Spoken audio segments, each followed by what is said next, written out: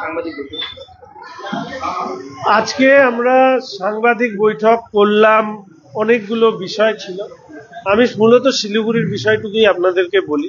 মুখ্যমন্ত্রীকে অসংখ্যবার চিঠি দেওয়া সত্ত্বেও মুখ্যমন্ত্রীর কাছ থেকে কোনো ধরনের উত্তর পাওয়া যায় না। সে মেডিকেল কলেজ নিয়ে হোক, সে আমাদের বিধান মার্কেট নিয়ে হোক, বা অন্যান্য বিষয় নিয়ে হোক।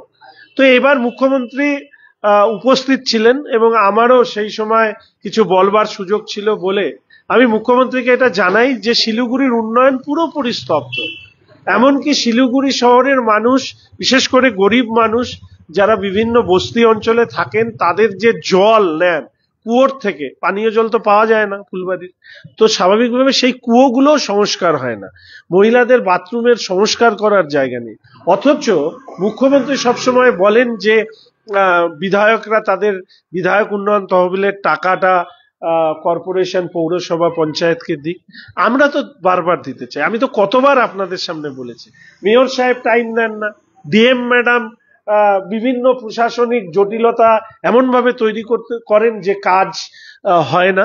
ফলে স্বাভাবিকভাবে মুখ্যমন্ত্রীকে সরাসরি স্পিকার মহোদয়ের মাধ্যমে আমি চিঠি দিয়েছি।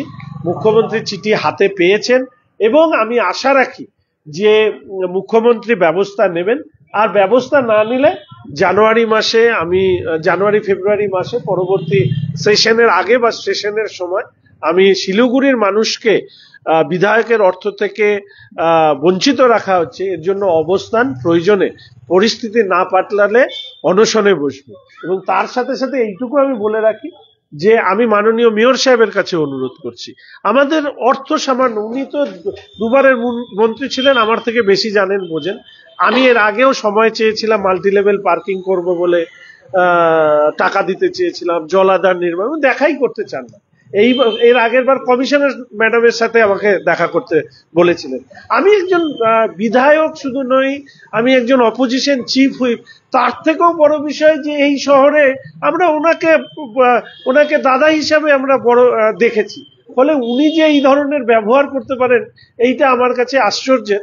তবে আমি ওনার কাছে সময় চাইবো, সময় দেওয়া না দেওয়াটা ওনার ব্যাপার, কিন্তু মানুষের কাছে আমি তুলে ধরবো যে মেয়র সাহেব এবং মেয়র সাহেবের দলের যারা কাউন্সিলর, এমআইসি, তাদের বড় বড় গাড়ি হয়েছে, বড় বড় সম্পত্তি হয়েছে, কিন্তু শিলিগুড়ির মানুষ পরিষেবাও পাচ্ছে না। উনিও হুটার ফুটার নিয়ে ঘুরে টুরে বেড়ান, কিন্তু কুয়ো সংস্কার পর্যন্ত করতে পারেন না, রাস্তাঘাট তো দূরস্থান। সেই জায়গায় যখন আমি টাকাটা দিতে চাচ্ছি, আরে টাকাটা তো আমারও না, ওনারও না, না রাজ্যের না কেন্দ্রের, টাকাটা মানুষের। আর সেই টাকা যেভাবে আমাদের সংবিধান স্থির করে দেয় সেইভাবে সেই টাকাটা মানুষের কাছে ফিরে যাক তাদের পরিষেবার মধ্যে দিয়ে। কিন্তু দুর্ভাগ্য এই কাজটা মেয়র সাহেব করছেন না। চেষ্টা করব জানুয়ারি মাসে, না হলে বিকল্প ব্যবস্থা নেব। এর আগে তো আপনি মেয়র সাহেবকে চিঠিও করেছিলেন। করেছি না, মেয়র সাহেব চিঠির উত্তর দেননি। মেয়র সাহেব যেটা করেন ফোন করার, ওনার পিএস ইত্যাদি দিয়ে। মেয়র সাহেবের এটা বুঝি, আমি অন্তত এইটুকু বিশ্বাস করি যে ওনার বোঝা উচিত যে পদমর্যাদা বলেও একটা বিষয় থাকে। হ্যাঁ, আমি শঙ্কর, উনি আমাকে নাম ধরে ডাকতেই পারেন, উনি আমার শহরের যে দাদা ভাই সম্পর্ক, সেই সম্পর্ক নিয়েই আমরা চলি। কিন্তু রাজনীতির ক্ষেত্রে, প্রশাসনিক ক্ষেত্রে ওনার এটা জানা উচিত যে উনি তো মন্ত্রী ছিলেন, আমি অপোজিশন চিফ হুইপ, এবং এইভাবে আমার সাথে সাক্ষাৎ করা, সেটাকে ডিনাই করা, এটা তো শিলিগুড়ির উন্নয়নের ক্ষেত্রে প্রতিবন্ধকতা। আজকে আপনারা দেখেছেন যে উনি যখন বাগডোগরা এয়ারপোর্টের এক্সটেনশন হচ্ছে, সেই সময় উনি তো মঞ্চে বসে ভাষণও দিয়ে চলে আসলেন। তো তখন ওনার মনে থাকে না যে শিলিগুড়ির শহরের উন্নয়নের প্রশ্নে বিরোধী দলের বিধায়কদের ডাকা দরকার? মনে তো পড়ে না। ফলে নীতি কথা ওনাদের মুখে অনেক শুনলাম। এটা ঠিক যে এটা ব্যক্তি শঙ্করের বিষয় নয়, এটা ব্যক্তি গৌতম দেবের বিষয় নয়। মেয়র গৌতম দেব যে ভাবে শিলিগুড়ি শহরকে বঞ্চিত করছেন উন্নয়ন থেকে, এক নিজে পারেন না, দুই অন্যকে কাজ করতে দেন না, এর ফল ওনাকে ভুগতে হবে। জানুয়ারির শুরুর দিকে কি আপনি যদি কোনো পদক্ষেপ না, আমি প্রথমে চিঠি দেব। পদক্ষেপ তো মুখ্যমন্ত্রীকে চিঠি দিয়ে আসলাম সবে।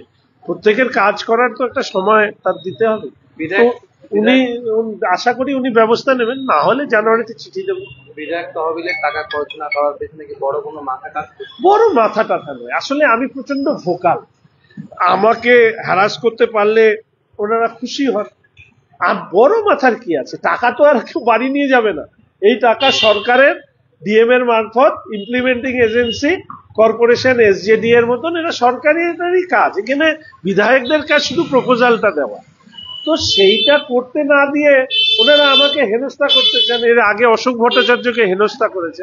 এইটা আর যাই হোক ভালো রাজনীতির লক্ষণ নয়। ওনারা বুঝতে পারছেন না যে এরপর ওনারা যদি ক্ষমতায় থাকবেন না, যদি পরবর্তীকালে যারা ক্ষমতায় থাকবেন তারাও যদি ওনাদের যে বাঁচাকুচা যদি কেউ থাকে তার সাথে একই ধরনের কাজ করে, তখন কি সেটা ভালো লাগবে?